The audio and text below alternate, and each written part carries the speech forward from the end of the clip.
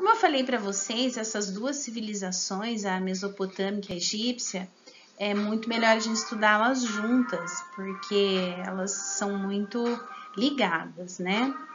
Então, a civilização egípcia, que já é aí o tema 2, né? Primeiro é o Egito, terra dos faraós, e depois a gente vai ver a questão do Nilo, que foi o rio que deu a vida ao Egito. Bom, o faraó era o guardião do Egito. Era rei, sumo sacerdote, considerado um deus encarnado, escolhido por outros deuses para garantir a estabilidade no mundo. Considerado o protetor da ordem universal, passava por muitos ritos ao longo do seu reinado, algumas cerimônias, né? O faraó incorporava o espírito de Horus, que o guiaria pelo resto da vida.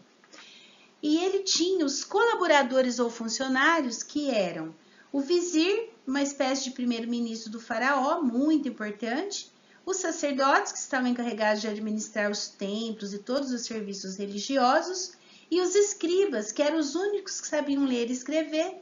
Então, eles registravam os impostos arrecadados, né, faziam o censo da população, dos animais e das colheitas.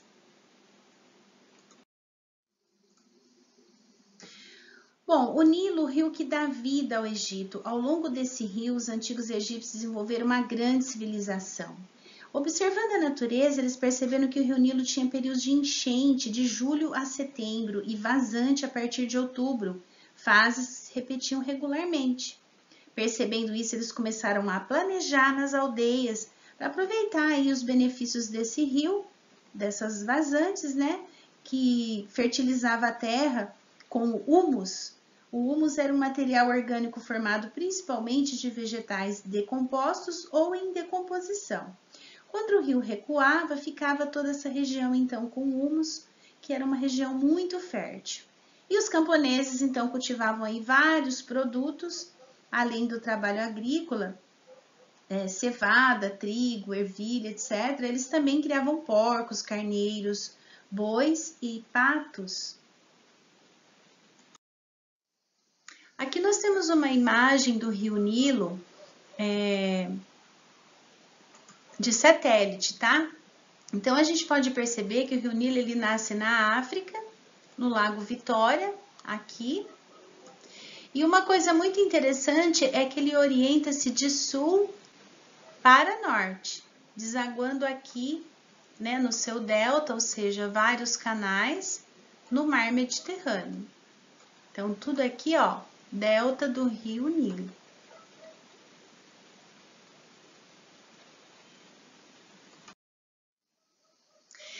Aqui, pessoal, eu coloquei um hino ao Nilo, porque ele é considerado um dom, né? O Egito, um dom do Nilo ou uma dádiva do Nilo, porque se não fosse esse rio ficaria bem difícil, bem complicado.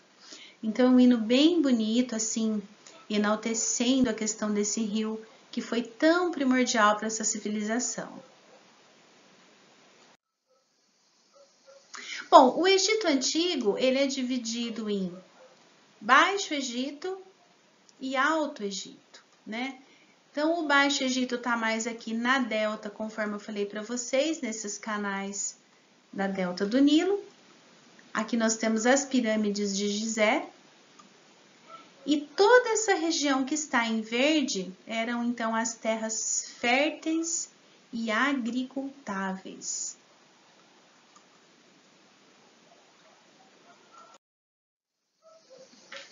Bom, essas inundações e fertilização então das margens do rio Nilo eram muito importantes para a sobrevivência desses povos.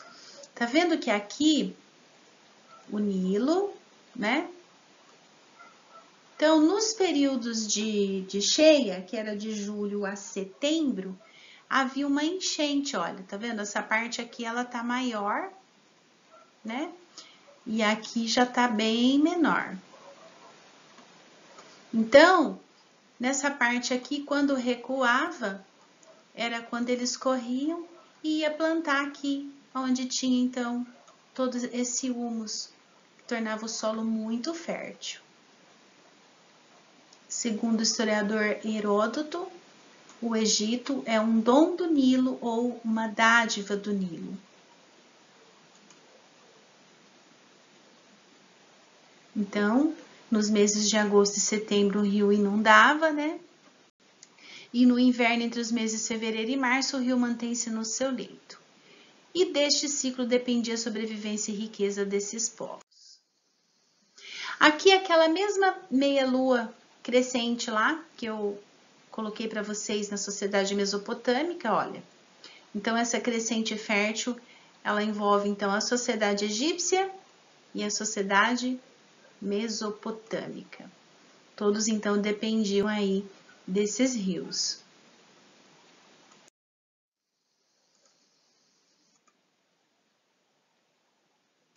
Bom, as técnicas de irrigação eram as seguintes. Com isso, eles desenvolveram a agricultura. No princípio do outono, os egípcios iniciavam a preparação dos solos para sementeiras. Com talento e sabedoria, eles foram construindo uma complexa rede de diques e canais que proporcionava a obtenção de água do rio durante o período de seca e de maior calor. Ou seja, eles foram aprendendo a represar essa água para utilizar nos períodos de seca e assim continuar a praticar então aí a sua agricultura. Nas atividades econômicas, né, na vida e trabalho no Egito Antigo, nós temos a questão da agricultura, pecuária, caça, pesca, artesanato, comércio e também a situação da mulher. Bom, a maior parte da população do Egito era de camponeses, né, cultivando então aí as terras do faraó, dos sacerdotes e desses funcionários altos aí do estado. Só que os camponeses eles viviam com poucos recursos, pois a maior parte da colheita era para os donos da terra e ao faraó. Então, além do trabalho duro ali na semeadura e na colheita, eles também faziam muitas outras coisas, recrutados pelo Estado para trabalhar na construção de pirâmides, né, canais de irrigação e muitas obras públicas. À medida que esse domínio egípcio se expandia, a economia desenvolveu, novas profissões foram aparecendo. E estas se diferenciavam pelas seguintes funções. Havia cidades de pirâmides, né, como Gizé, que abrigava ali os operários, outras cidades construídas para ser a residência da família real, e nas cidades porto, que funcionavam como centros de comércio ou bases navais.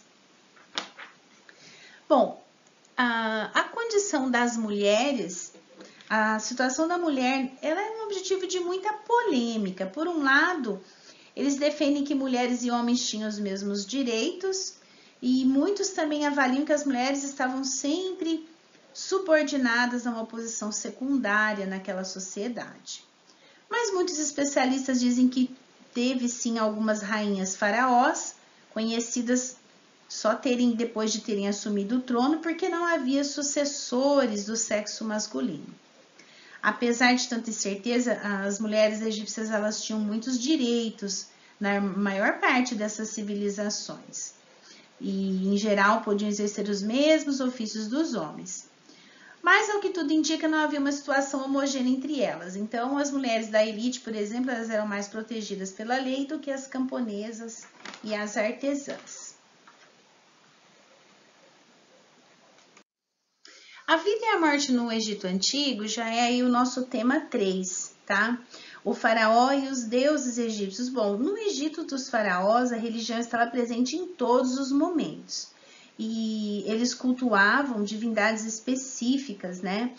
De tempos em tempos, o deus relacionado à dinastia do faraó, ele chegava a uma divindade de todo o território e o faraó também era um escolhido dos deuses. Então, perguntas como, por que chove tanto em alguns meses? Por que ao dia e à noite? Por que a lua muda de fases? Então, essas questões, hoje respondidas pela ciência, no Egito Antigo, tinha respostas religiosas. Por exemplo, o deus Hapi era a divindade que trazia as inundações e cobria a terra com o humus fertilizante que a gente disse. O sol era representado por diversas divindades. O deus Ra, também conhecido como Amon-Ra, era o principal e mais conhecido. Horus, com corpo de homem e face de falcão, representava o dia, e as esfinges, com corpo felino e cabeça humana, representavam as divindades solares. A lua é representada pelo deus A, e a noite pela deusa Nut. Bom, os deuses eles simbolizavam as qualidades humanas, né?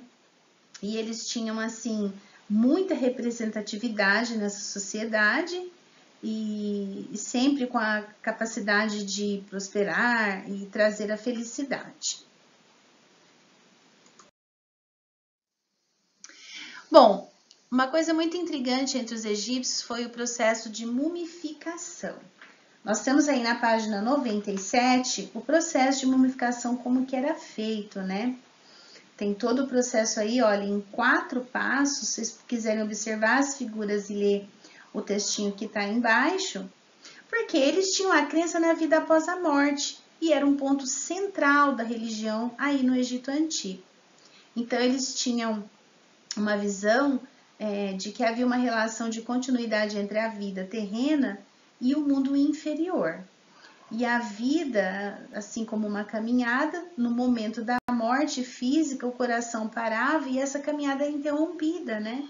Então, por isso era necessário preparar o morto para retomar após a morte o caminho iniciado no mundo terreno.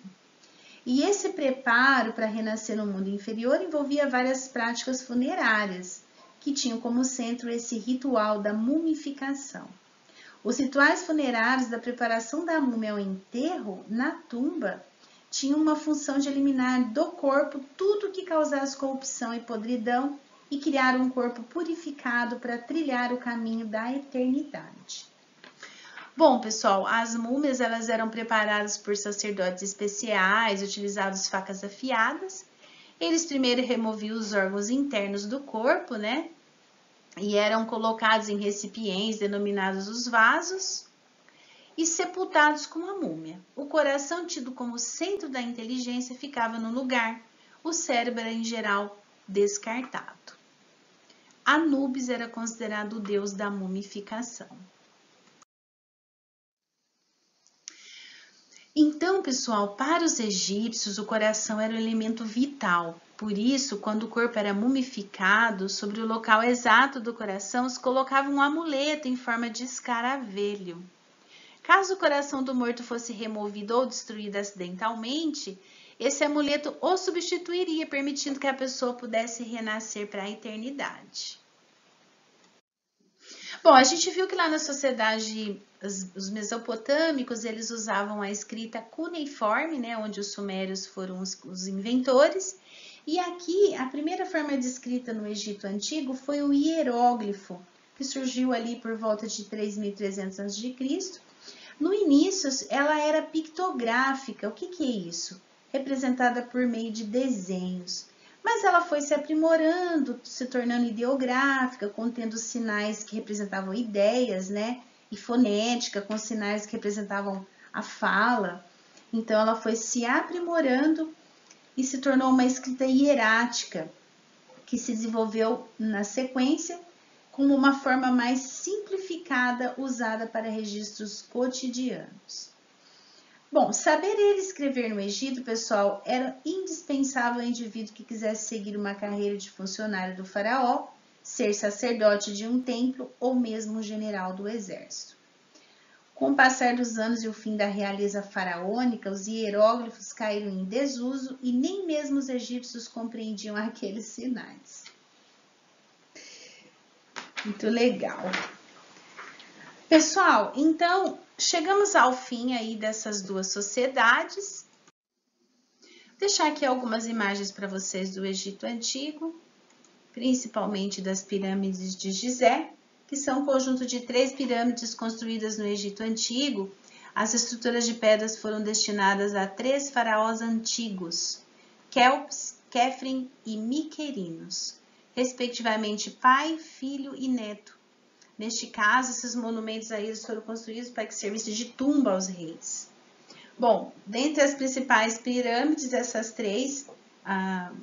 três construídas, a maior, denominada Grande Pirâmide, considerada aí uma das maravilhas da antiguidade, visitada por muitos turistas todos os anos. Bom, pessoal, essas pirâmides seguiram a ideia de que os raios solares iluminavam os momentos. Dessa forma, as estruturas de pedra foram construídas com base nos raios do sol. Além disso, tinha as margens do rio Nilo como referência para a construção. Dessa forma, ao enterrar um rei nas pirâmides, os egípcios acreditavam que a alma do rei seria elevada junto aos raios solares. Bom, então é isso. Chegamos ao fim aí desse capítulo do Egito Antigo. Eu quero pedir para vocês fazerem, então, os exercícios propostos do livro. Eu vou deixar o meu e-mail aqui para vocês fazerem os exercícios do final de cada capítulo, tá bom? Um beijo no coração, até a próxima. Tchau, tchau.